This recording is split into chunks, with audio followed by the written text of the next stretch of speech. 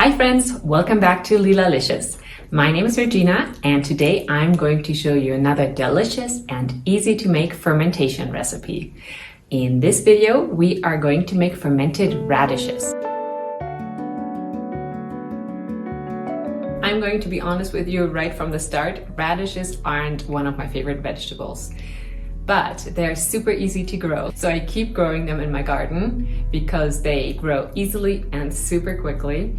And if you also have an abundance of radishes, fermenting them is a perfect way to preserve them for longer than they would last fresh in the fridge. I've tried so many different ways to make myself like radishes.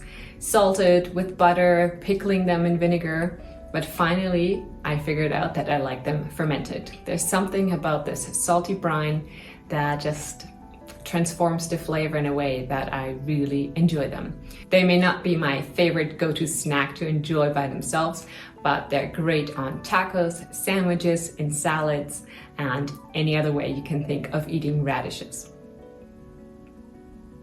This recipe is a natural lacto-fermentation, which means our finished radishes are not only delicious, but also a healthy, naturally probiotic-rich food. The method and ingredients are very similar to my natural pickles or lacto-fermented cucumbers recipe. The radishes are fermented in a saltwater brine, and then of course there's always some playroom with the seasoning and spices and flavoring agents to add.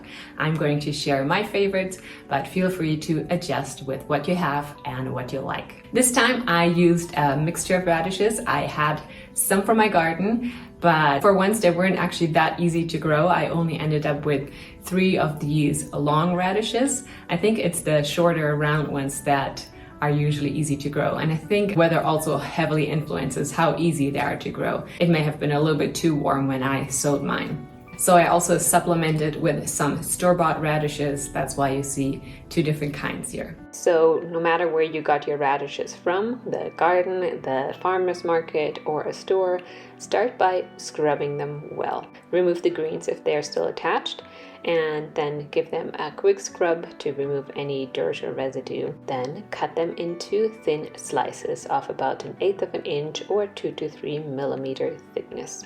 For 1 quart-sized jar, we need about 1 pound of radishes. Then also prepare the fermentation jar by washing it out with hot water. Pack the radish slices tightly into the prepared jar while also layering it with our flavoring agents. I always like to add some thinly sliced garlic, 1 to 3 cloves, depending on your preference. And then we also need 2 bay leaves. You can also use grape or oak leaves, and the tannins in either of these leaves will help to keep the radish slices nice and crisp.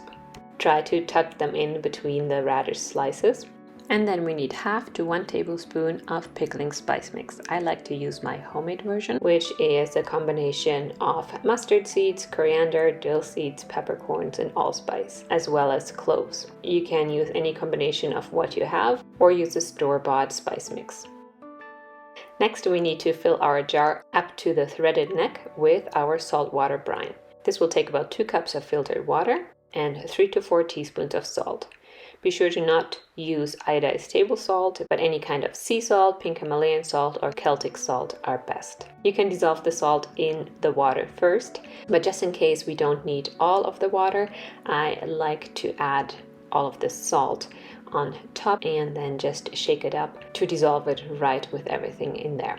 And then once you see the salt is dissolved and some of the radishes are floating on top, I like to add a fermentation weight to make sure that all of the radish pieces are submerged underwater during the fermentation process. This will keep them from going bad or moldy. Close the jar tightly and place it on a rimmed plate or a bowl on your shelf or counter at room temperature for 3 to 5 days. The plate is there just in case any of the brine bubbles over to catch any of the liquid. And I like to open the jar daily just to let any of the gas bubbles escape so that no pressure builds up inside of our jar. And you can ensure that the weight is still keeping all of the radishes submerged. And just check on it once a day. Over time, you will see the brine transform.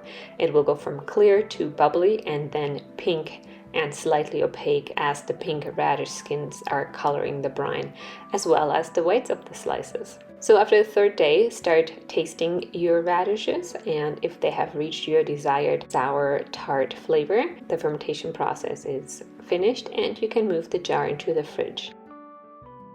So this is what fermented radishes look like after being at room temperature for 3 days. And then I moved this jar into the fridge, and it's actually been something like 3 months because we ended up traveling. So let's have a try. I love this briny and like slightly tart sour flavor and the hint of garlic. This is of course optional, but I love it. There you go. So good. And really is like pickles, but they're not pickles, they're radishes. And now that I've opened this jar, I will try to use it up within the next month or so. But unopened jars or fermented foods can last in the fridge for up to a year. Usually it's the texture that then starts to suffer after a while. It might not be quite as crisp or crunchy, but they're still good to enjoy. You can add these fermented radishes to any place you usually like sliced radishes. It could be just a side dish with dinner, or in sandwiches, in tacos, in wraps, but one of my favorite ways is in salad. Just a bed of simple greens with whatever fresh vegetables I may have. Here I have some chopped up cucumber and carrots, then the radish slices, a drizzle of balsamic, and sesame seeds. Thank you so much for watching. I hope you're going to try this fermented radish recipe and enjoy it as much as I do. Let me know in the comments if you're going to try it, and also if there's any other fermented food recipes you would like to see on this channel.